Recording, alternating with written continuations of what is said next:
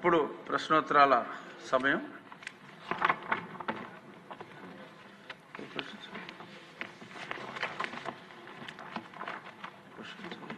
సభ్యులు లేరు.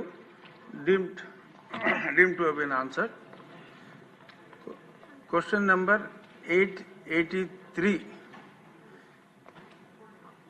ఆరోగ్య వైద్య కుటుంబ సంక్షేమ శాఖ మంత్రి. ధన్యవాదాలు అధ్యక్ష. గౌరవ సభ్యులు శ్రీ మహమ్మద్ నసీర్ గారు అడిగిన ఏ ప్రశ్నకి 4,09,00,000 బిల్లులు ఉన్నాయి, పెండింగ్లో ఉన్నాయి. బి ప్రశ్నకు సమాధానం రాష్ట్ర ప్రభుత్వం FIFO first in first out ముందుగా వచ్చిన వారిని ముందుగా పంపించడం ప్రాతిపదికపై నిధులను విడుదల చేస్తున్నది. ఆర్థిక శాఖ యొక్క సాధనోపాయాల ప్రకారం నిధులు విడుదల చేయబడుతున్నాయి. ధన్యవాదాలు.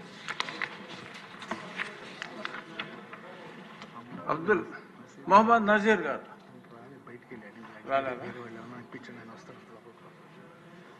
దీని మీద ఎవరన్నా సప్లిమెంటరీ కావాలంటే అడగండి. నజీర్ గారు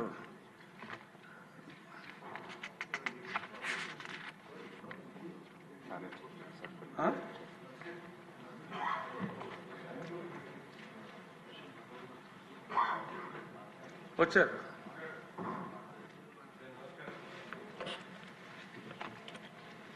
నమస్కారం సార్. ప్రభుత్వ ఆసుపత్రి గుంటూరు ప్రభుత్వ ఆసుపత్రి కోస్తా జిల్లాలకే ఒక ఆరోగ్య ప్రదాయనిగా గత 100 సంవత్సరాల చరిత్ర కలిగినటువంటి ఆసుపత్రి అండి.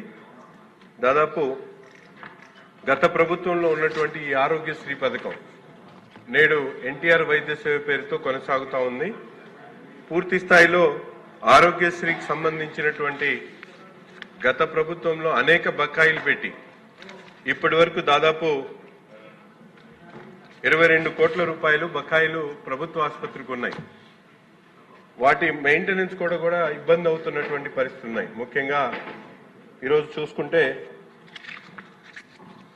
ప్రభుత్వ ఆసుపత్రికి సంబంధించినటువంటి అనేక ఇంప్లాంటేషన్స్, ముఖ్యంగా THR, హిప్ రీప్లేస్మెంట్, తర్వాత నీ రీప్లేస్మెంట్ కి సంబంధించినటువంటి ఇంప్లాంటేషన్స్ కూడా అక్కడ లేకపోవడంతో ప్రభుత్వానికి సంబంధించినటువంటి ఈ రెండు ముఖ్యమైనటువంటి ట్రీట్మెంట్స్ జరగకపోవడంతో అక్కడ ఉన్నటువంటి PGCT కూడా NMR వాళ్ళు క్యాన్సిల్ చేసేటువంటి పరిస్థితులు వస్తా ఉన్నాయి. అందుకని ఆరోగ్యశ్రేణులు ఏదైతే పెండింగ్ ఉన్నాయో వాటిని వెంటనే విడుదల చేస్తే అనేక రకాలుగా హాస్పిటల్ ఇబ్బందులు పడుతున్నటువంటి పరిస్థితులు ఉన్నాయి. ముఖ్యంగా ఎప్పుడు అవసరమైనటువంటి అనేక ట్రీట్మెంట్స్ ఈ రోజు చూస్తా ఉన్నాం. ఎందుకంటే గత ప్రభుత్వంలో ఆరోగ్యశ్రీ పేరుతో తీసుకున్నటువంటి ఈ పథకాన్ని మార్క్ పేరుతో, అంటే ప్రభుత్వ ఆసుపత్రిలో జరిగేటువంటి ట్రీట్మెంట్స్ సంబంధించినటువంటి నిధుల్ని ప్రభుత్వం తిరిగి 40% తీసుకోవడానికి మార్క్ అనేటువంటి ఒక రెగ్యులేషన్ ని పెట్టి దాని ద్వారా మళ్లీ ప్రభుత్వాన్ని తీసుకునేటువంటి ఏర్పాటు చేసుకోవడం వల్ల ఈరోజు గుంటూరు ప్రభుత్వ ఆసుపత్రి దాదాపు 100 సంవత్సరాల చరిత్ర కలిగి దాదాపు 1500 పడకలతో ఉన్నటువంటి ఆసుపత్రికి ప్రతిరోజు 3000 మంది పేషెంట్స్ వస్తారండి. అనేక డిపార్ట్మెంట్స్ ఉన్నాయి. దాదాపు ప్రతి ఒక్క డిపార్ట్మెంట్ లో కూడా హెవీ క్రౌడ్ ఉండి రాత్రిపూట ఓపీకి దాదాపు ఏదైతే ఎమర్జెన్సీ క్యాజువాలిటీకి 600 మంది అడ్మిట్ వచ్చేటటువంటి పరిస్థితులు ఉన్నాయి. జిల్లానే కాదు కోస్తాంధ్రలోనే అతిపెద్ద ఆసుపత్రికి ఉన్నటువంటి గుంటూరు ప్రభుత్వ ఆసుపత్రికి ఈరోజు నిధులు లేక నిధుల కొరత అనేక రకాలుగా ఇబ్బందులు పడుతున్నటువంటి పరిస్థితులు ఉన్నాయి. మన ప్రభుత్వం వచ్చిన తర్వాత అనేక మంది దాతలు ఈరోజు దాదాపు జిమ్ఖానా వాళ్ళు 100 కోట్లతో child and mother and care కోసం 100 పడకల ఆసుపత్రిని వాళ్ళు రెడీ చేస్తా ఉన్నారు. అలాగే డోనర్స్ అనేక మంది సర్వీస్ బ్లాక్ కోసం 10 కోట్లు, ఇంకో ట్రామా కేర్ కోసం 10 కోట్లు బయట నుంచి వచ్చినటువంటి డోనర్స్ ఇస్తా ఉన్నారు. కానీ గత ప్రభుత్వంలో వైసీపీ ప్రభుత్వంలో ఈ మార్క్ పేరుతో గుంటూరు ప్రభుత్వ ఆసుపత్రికి రావాల్సినటువంటి నిధుల్ని దారి మళ్లించడంతో ఈరోజు ఆ నిధులు రాక ఇప్పుడు కొత్తగా ఉన్నటువంటి బకాయిలను కూడా తొందరగా ఇవ్వడంతో ఆసుపత్రి అభివృద్ధి చెందితే పేదల ఆరోగ్యం, ఎందుకంటే ఈరోజు ఆరోగ్యశ్రీతో గత ప్రభుత్వంలో ప్రైవేట్ హాస్పిటళ్లకు దారాదత్తం చేసినటువంటి పరిస్థితులు అనేక సందర్భాల్లో చూసాం. ప్రైవేట్ హాస్పిటల్లో వాళ్ళు ఒక పక్కన ఆరోగ్యశ్రీ ఆనాడు ఉన్నటువంటి ఆరోగ్యశ్రీ ద్వారా క్లెయిమ్స్ తీసుకుంటూ మళ్ళీ పేషెంట్స్ దగ్గర డబ్బులు వసూలు చేసేటువంటి పరిస్థితులు గత ప్రభుత్వం ఉన్నాయి. ఈ రోజు ఎన్టీఆర్ వైద్య సేవ పేరుతో పేరు మార్చిన తర్వాత అనేక ప్రక్షాళన చేసి అనేక కార్యక్రమాలు ఈ రోజు జరుగుతా ఉన్నాయి. ముఖ్యంగా ప్రభుత్వ ఆసుపత్రిలో ఈ నీ రీప్లేస్మెంట్. నజీర్ గారు మీ ప్రశ్న ఏంటో అడగండి, పొగడ్త కాదు. మీ ప్రశ్న ఏంటి? నా ప్రశ్న అదేనండి. ఏం ఆశిస్తున్నారు? మేము ఈరోజు గత ప్రభుత్వం ఉన్నటువంటి ఆరోగ్యశ్రీకి సంబంధించినటువంటి బకాయిలు ఏదో ఉన్నాయో మన ప్రభుత్వ ఆసుపత్రి గుంటూరు ప్రభుత్వ ఆసుపత్రికి అవసరమైనటువంటి ఆ బకాయిలను వెంటనే విడుదల చేయడంతో ఈ రోజు గుంటూరు ప్రభుత్వ ఆసుపత్రికి అవసరమైనటువంటి నిధులు లేకపోవడంతో మౌలిక వసతులతో పాటు ముఖ్యంగా పేద వర్గాలకు సంబంధించినటువంటి ట్రీట్మెంట్స్ లో ల్యాప్సెస్ జరుగుతా ఉన్నాయి కాబట్టి ప్రభుత్వం అలాగే ముఖ్యమంత్రి గారి దృష్టికి ఈ విషయాన్ని తీసుకుని వచ్చి సభ ద్వారా వెంటనే ప్రభుత్వ ఆసుపత్రికి అవసరమైనటువంటి ఆ నిధుల్ని విడుదల చేయమని కోరడంతో పాటు ఏదైతే మార్క్ అనేటువంటి ఒక రెగ్యులేషన్ ని పెట్టి గత ప్రభుత్వంలో ఈ ఆరోగ్యశ్రీ ట్రీట్మెంట్ జరిగిన తర్వాత వచ్చేటువంటి ఏదైతే నిధులు ఉన్నాయో ఆ నిధుల్ని మళ్ళీ ప్రభుత్వం తీసుకునేటువంటి విధంగా ఒక రెగ్యులేషన్ పెట్టడం జరిగింది ప్రభుత్వ ఆసుపత్రి.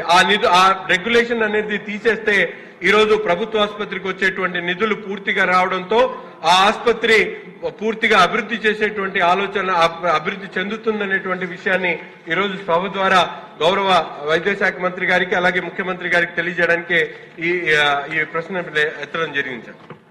మంత్రి గారు మరింత పరిచే విషయం మీద వారు ప్రశ్నలు లేవనెత్తారు. వారికి అభినందనలు తెలియజేస్తున్నాను. ఈ ప్రభుత్వం కూటమి ప్రభుత్వం చంద్రబాబు నాయుడు గారి నాయకత్వంలో పవన్ కళ్యాణ్ గారి నాయకత్వంలో అధికారంలోకి వచ్చిన తర్వాత ప్రభుత్వ ఆసుపత్రులకు ఉన్న బకాయిలు చెల్లించడం జరిగింది అధ్యక్ష. 457,47,45 లక్షలు బకాయిలను చెల్లించడం జరిగింది. అయితే ప్రస్తుతానికి ఈ రాష్ట్రంలో ఉంటున్న గవర్నమెంట్ ఆసుపత్రులకి ఇంకా 110,21 లక్షలు చెల్లించాల్సి ఉంది. వాటిలో తొందరలో కూడా వాటిని కూడా చెల్లిస్తాం. అదేవిధంగా గుంటూరు ప్రభుత్వ ఆసుపత్రికి సంబంధించి గౌరవ సభ్యులు అడిగారు పెండింగ్ బిల్లుల గురించి. పెండింగ్ బిల్లులు బకాయిలుగా ఉంటున్న 20,24 లక్షలను చెల్లించడం జరిగింది. ఇప్పుడు బకాయిలు ఉన్నది 4,09 లక్షలు బకాయిలు ఉన్నాయి. వాటిని కూడా తొందరలోనే చెల్లిస్తాం. అధ్యక్ష, ఈ చిన్న విషయానికి సంబంధించిన నేను ఒక చిన్న క్లారిఫికేషన్ ఇవ్వాలి. ఎందుకంటే రాష్ట్రంలో ఆరోగ్యశ్రీ సేవలు నిలిచిపోయాయని చెప్పి పూర్తిగా ఈ రకంగా నిలిచిపోయిన ఆరోగ్యశ్రీ సేవలు, అదేవిధంగా ఆరోగ్యశ్రీ రద్దు చేసి ప్రజలకు మరణ శాసనం రాసిన చంద్రబాబు అని కొన్ని పత్రికల్లో కొన్ని ఛానళ్లలో బురద జల్లే ప్రయత్నం చేస్తున్నారు అధ్యక్ష. ఆరోగ్యశ్రీ అనేది నిలిచిపోలేదు అధ్యక్ష. కూటమి ప్రభుత్వం అధికారంలోకి వచ్చిన తర్వాత పేరు మాత్రమే మారింది. దానికి ఎన్టీఆర్ వైద్య సేవ కూడా పేరు మార్చడం జరిగింది. అయితే దీంట్లో సేవల్లో ఎక్కడ కూడా అంతరాయం కలగలేదు. గౌరవ సభ్యులకు దృష్టి కూడా నేను తీసుకురాదలుచుకున్నాను. ఎందుకంటే ఉదాహరణ ఇస్తాను అధ్యక్ష. ఈ బెనిఫిషరీస్ 2023-24 అంటే గత ప్రభుత్వం అధికారంలో ఉన్న చివరి ఆర్థిక సంవత్సరంలో 12,53,065 మంది దీని ద్వారా లబ్ధి పొందితే, అదే ఎన్టీఆర్ వైద్య సేవ ద్వారా కూటమి ప్రభుత్వం అధికారంలోకి వచ్చిన తర్వాత గత ఆర్థిక సంవత్సరం 24-25లో అది కాస్త 13,42,673 పెరిగింది అధ్యక్ష. అంటే 90,000 మంది అదనంగా లబ్ధి పొందారు. రెండో విషయం ప్రీ ఆథరైజేషన్లు ఇచ్చిన మొత్తం 2023-24 ఆర్థిక సంవత్సరంలో 3,758 కోట్లయితే, అదే మా ప్రభుత్వం వచ్చిన తర్వాత అధికారంలోకి వచ్చిన తర్వాత అది కాస్త 4,079 కోట్లకు పెరిగింది. అంటే దాదాపు దీంట్లో కూడా 260 కోట్లు పెరిగింది అధ్యక్ష. కాబట్టి ఆరోగ్య సేవలు నిలుస్తున్నాయి అని చేస్తున్న అసత్య ప్రచారంలో ఏమాత్రం నిజం లేదు. రెండో విషయం, ఎందుకు పెరిగింది ప్రీ ఆథరైజేషన్ అడ్మిషన్ బెనిఫిషరీస్ ఏమో 6.88% పెరిగారు అధ్యక్ష. ప్రీ ఆథరైజేషన్స్ అంటే చెల్లించిన మొత్తం 7.88% పెరిగింది. దీంట్లో పెరగడానికి కారణం ఏంటంటే అధ్యక్ష, ఒక రోబస్ట్ మెకానిజం పెట్టడం, ఎన్ఫోర్స్మెంట్ చేయడం ద్వారా పెరిగింది అధ్యక్ష. ఉదాహరణకు చెప్తాను అధ్యక్ష, ఆసుపత్రులు మెకానిజం డెవలప్ చేశాం.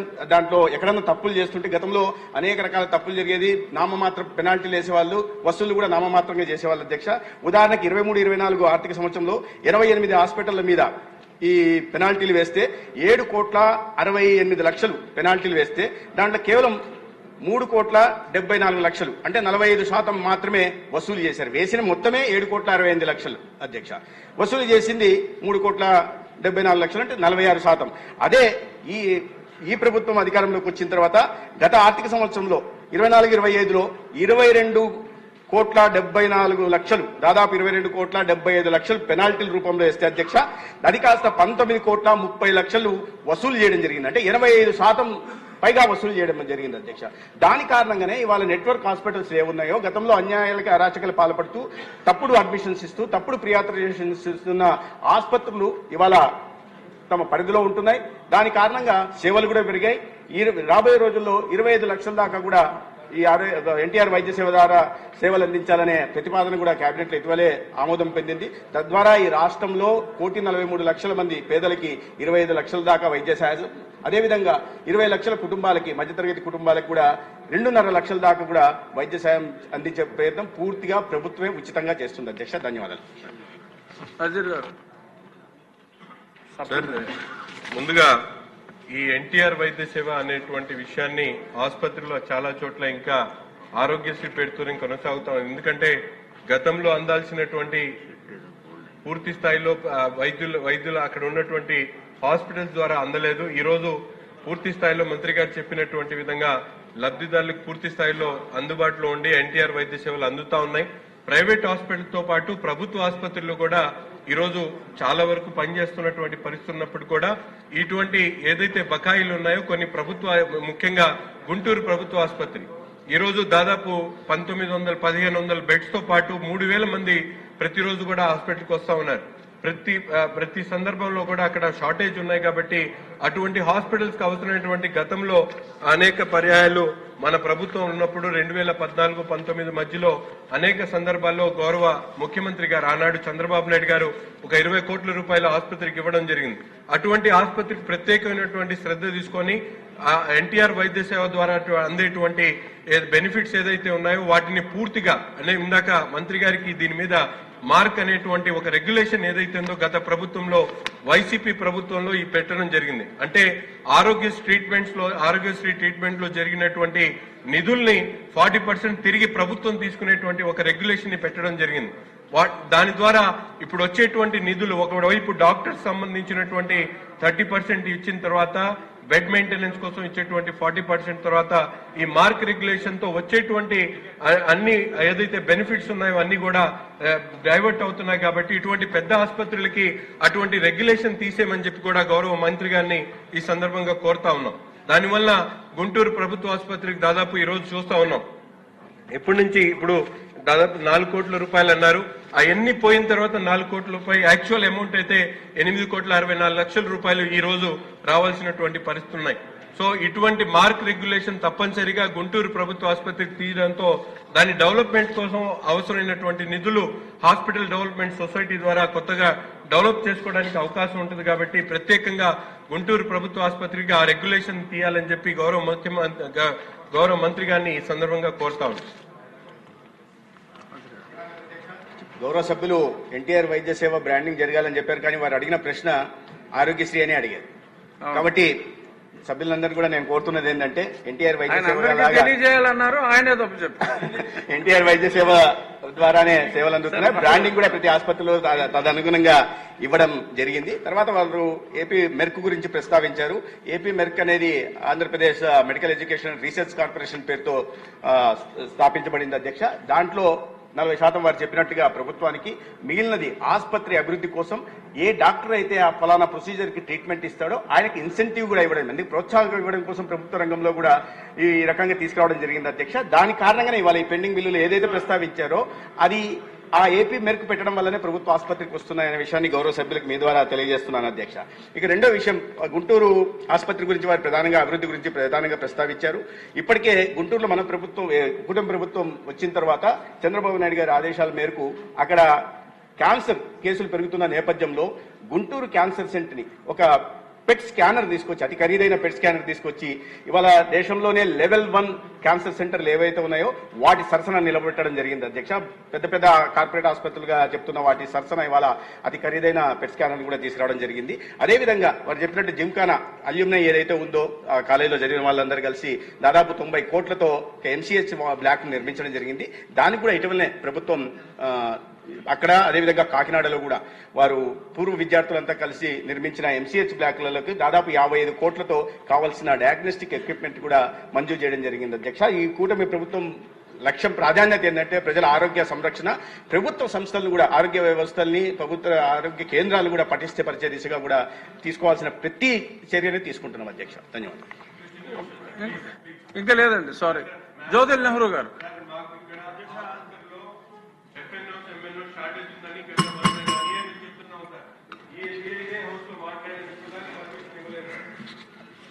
అధ్యక్ష, సందర్భంగా ఈ ఆరోగ్యశ్రీ విధానం మీద చాలా 2-3 పేపర్లలో అదే ఎన్టీఆర్ వైద్య సేవ మీద క్లియర్గా తప్పుడు విధానంలో వార్తలు వస్తున్నటువంటి పరిస్థితి ఉంది అని చెప్పేసి మేము భావిస్తున్నాం. దాని మీద గౌరవ మంత్రి గారు క్లారిటీ ఇవ్వాల్సినటువంటి అవసరం ఉంది. ఎందుకంటే దాన్ని ఇంకా క్లారిటీగా ఇవ్వాల్సినటువంటి అవసరం ఉంది అధ్యక్ష. ఎందుకంటే నిజంగా కూడా పేషెంట్ ఆరోగ్యశ్రీ విధానం మీద వైద్యం చేయించుకోవడానికి వెళ్తుంటే మాకు డబ్బు రావటం లేదు, గత ప్రభుత్వంలో డబ్బు ఇవ్వలేదు, ఇప్పుడు కూడా డబ్బు ఇవ్వటం లేదు, ఇవ్వనటువంటి పరిస్థితుల్లో మేము పెట్టలేనటువంటి పరిస్థితి ఉంది. వైద్యం మరి చేయనటువంటి పరిస్థితుల్లో కూడా అక్కడ పేషెంట్స్ ఇబ్బంది పడుతున్నటువంటి పరిస్థితి ఉంది అధ్యక్ష. దాని మీద ఒక భరోసా ఇవ్వాల్సినటువంటి పేషెంట్ కానీ అటు హాస్పిటల్స్ కానీ భరోసా మంత్రి గారు గౌరవ సభ ద్వారా ఇవ్వాల్సినటువంటి అవసరం ఉందని నేను భావిస్తున్నాను. మరి సవివరంగా చెప్పమని చెప్పేసి కోరుకుంటున్నాను. మంత్రి గారు. అధ్యక్ష, ఈ ఆరోగ్యశ్రీ ఎన్టీఆర్ వైద్య సేవ మీద కాస్త అనుమానాలు ఉన్నమాట వాస్తవమే. ఎందుకంటే కొన్ని పత్రికల్లో కాదు, కేవలం ఒకే ఒక పత్రికల్లో, ఒకే ఒక ఛానల్లో మాత్రం ఇటువంటి అసత్య ప్రచారాలను చేస్తున్నారు అధ్యక్ష. వాస్తవం ఏంటంటే అధ్యక్ష, ప్రైవేట్ ఆసుపత్రులు, నెట్వర్క్ హాస్పిటల్కి సంబంధించి గత ప్రభుత్వం నుంచి 2,222 కోట్లు బకాయిల రూపంలో ఈ ప్రభుత్వానికి వచ్చింది అధ్యక్ష. మొత్తం గత సంవత్సరం 4,290 కోట్లు ఉంటే కూటమి ప్రభుత్వం 3,732 కోట్లు బకాయిలు నెట్వర్క్ హాస్పిటల్కి చెల్లించింది అధ్యక్ష. ఇప్పటిదాకా 557 కోట్లు బకాయిలు మాత్రమే ఉన్నాయి. అయితే ఇప్పటికే ప్రీ ఆథరైజేషన్ ఇవి స్క్రూటినీలో ఉన్నవి ఇంకా 2,168 కోట్లు ఉన్నాయి అధ్యక్ష. అంటే గతంలో ఉంటున్న అప్పులు తప్ప, గత ప్రభుత్వం నుంచి వారసత్వంగా వచ్చిన అప్పులను వదిలేస్తే మిగతా వాటిని పూర్తిగా ఎప్పటికప్పుడు చెల్లించే ప్రయత్నం కూటమి ప్రభుత్వం చేస్తోంది. ఇటువంటి ఆర్థిక ఇబ్బందులు ఉన్న నేపథ్యంలో కూడా, ఎందుకంటే ప్రజలకి ఎటువంటి అంతరాయం, ఆటంకం కలగకుండా నాణ్యమైన వైద్య సేవలు అందించాలనేదే ఈ కూటమి నాయకత్వం చంద్రబాబు నాయుడు గారు, పవన్ కళ్యాణ్ గారి బాధ్యతగా తీసుకుంది అధ్యక్ష. అందుకని చేస్తున్నా. అయితే ఈ గత అప్పుల్ని ప్రైవేట్ నెట్వర్క్ హాస్పిటల్ ఈ మధ్య కూడా నోటీస్ ఇవ్వడం జరిగింది. ఎందుకంటే గతంలో ప్రభుత్వం చేసిపోయిన అప్పుల్ని ఇంకా చెల్లించలేదు, బకాయిలు చెల్లించలేదు అని, వాటి కూడా చెల్లించే దిశగా కూడా ప్రయత్నం చేస్తున్నాం. అయితే మేము గత ప్రభుత్వం, ఈ ప్రభుత్వం కాకుండా గత ప్రభుత్వం చాలా బాధ్యతారాహిత్యంగా నెట్వర్క్ హాస్పిటల్కి 2,222 కోట్లు బకాయిలు పెట్టింది. ఆరోగ్యం మీద వారికి ఎంత మాత్రం చిత్తశుద్ధి అనే విషయం ఉందనే విషయం ఇప్పుడు అర్థమవుతుంది. రోజు ఉకదంపుడు ఉపన్యాసాలు ఇస్తుంటారు అధ్యక్ష. ఇక్కడ సభలోకి వచ్చి మాట్లాడితే ఇవన్నీ చర్చించడానికి అవకాశం ఉంటుంది. కానీ దురదృష్టవశాత్తు అత్యంత బాధ్యతారాహిత్యమైన ప్రతిపక్షం ఈ రాష్ట్రంలో సభల్లోకి వచ్చి ప్రజలకు సంబంధించిన, ప్రజల ఆరోగ్యానికి సంబంధించిన విషయాల మీద చర్చించడానికి కూడా ముందుకు రాకుండా 4 గోడల మధ్య వాటి గురించి మాట్లాడుతూ ఎటువంటి ప్రశ్నలు లేకుండా ఇవాళ ప్రజల్లో అసత్య ప్రచారాలు చేసి అపోహలు సృష్టించే ప్రయత్నం చేస్తున్నారు అధ్యక్ష. తద్వారా పేదలు ఆసుపత్రులకు వెళ్లకుండా ఉండాలని, వారి ఆరోగ్యం మరింత క్షీణించాలని, వారి అనారోగ్యం బారిన పడి ఆరోగ్యం క్షీణించి మరణిస్తే దాని ద్వారా ఏదన్నా రాజకీయ లబ్ధి పొందాలని ఆలోచించే ఒక విపరీత మనస్తత్వం కలిగిన ప్రతిపక్షం రాష్ట్రంలో ఉంది అధ్యక్ష. కానీ అందుకనే వాస్తవాలు ముందు మీ సభ ద్వారా గౌరవ శాసనసభల దృష్టికి, తద్వారా ప్రజల్లోకి తీసుకెళ్లే ప్రయత్నం చేస్తున్నాం అధ్యక్ష. క్వశ్చన్ నెంబర్ 941 టీజీ భరత్ గారు. Good morning sir. మొదటి ప్రశ్నకి సార్, మొత్తము 596 పార్క్స్ ఉన్నాయి, 1,45,000 ఎకరాలలో ఉంది. రెండో ప్రశ్నకి